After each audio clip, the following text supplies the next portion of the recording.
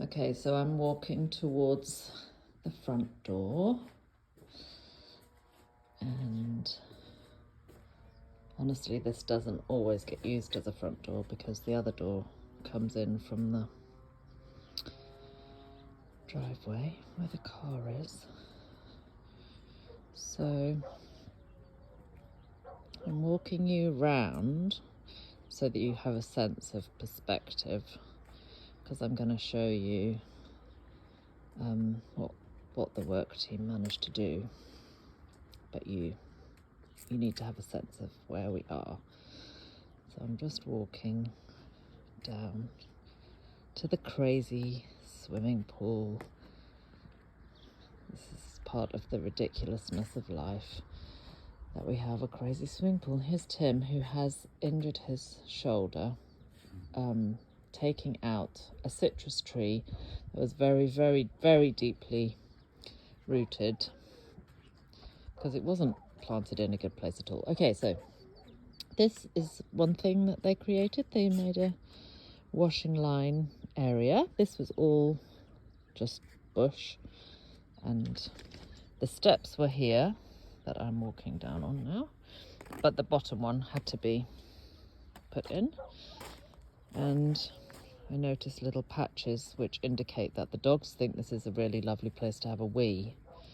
There she is, Zola Bud, you know. Okay, so we're going to walk around here, and the wall of the swimming pool is on my right. And the little dog poo there. You get to see all the sights. Okay, so on the left, as I turn here, there is this old cobbled threshing floor, and it was just full of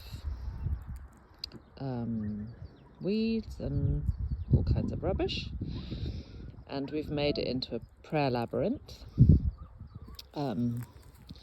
In fact, there's actually, I'm probably making you a little travel sick, but I'll walk around here because Tim also put in some steps. So these steps are new. This was just a bank of earth. So they weeded this. It took about 3 days in the sun. We had an unusually warm week. Poor things, coming from England.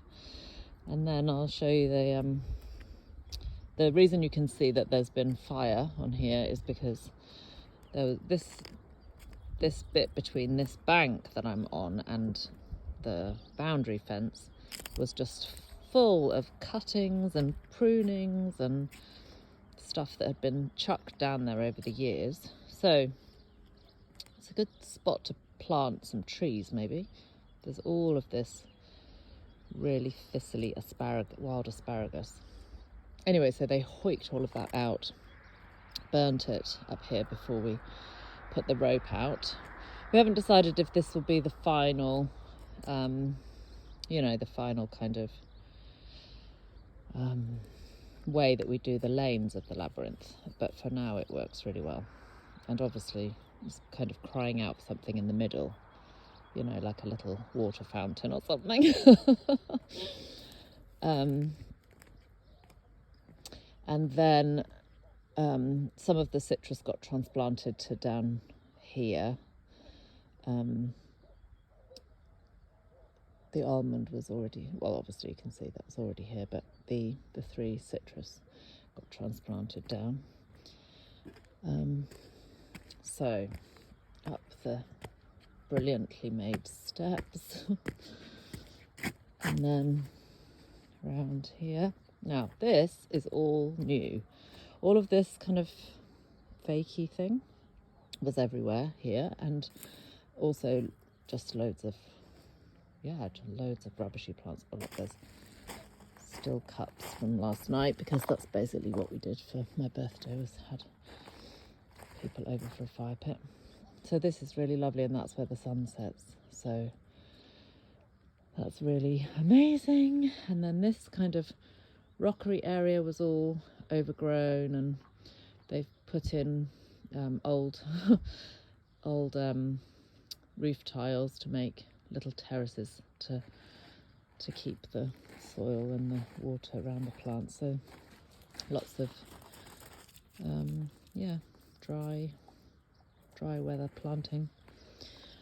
And then I'll show you this. We didn't actually do any work down here, but this is the other side of the garden.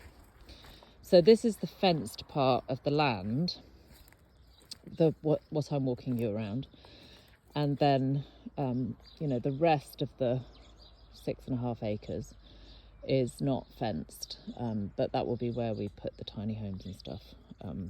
So ultimately we'll have to fence it.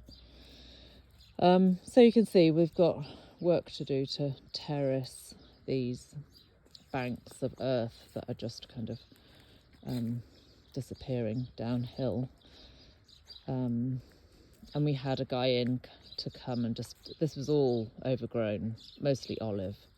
So he's kind of, you know, he's done a disappearing act with some of the trees.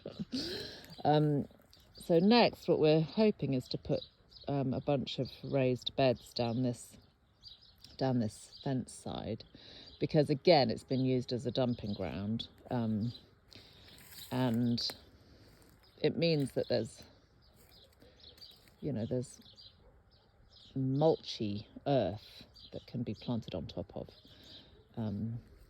but there's also old bits of crate and stuff. I mean, all this plastic, I guess. They just try to keep their dogs in from, I don't know. And then we've got some burning to do. This is actually where Kezia wants to put her tiny home, and she wants to, because that's the drive up there, so she wants to have her own access down this little bit of hill, and then put a tiny home somewhere in here, probably, let me step back, probably in this space somehow. And she, at the moment, she's thinking she wants to build it out of cob, so, you know, straw and mud. And yeah, fair play to her, maybe she will. There's people that are keen to come and do a little work week with her. Do you remember that table that Tim made out of a cable end that we had in Cork Bay? He's going to put another one of those here. He's found where he can get one of those cable reels. So that's what we have at the moment. Lots of work to do. Wish you were here. Anyway, I just wanted to show you because I thought you would enjoy that little perusal.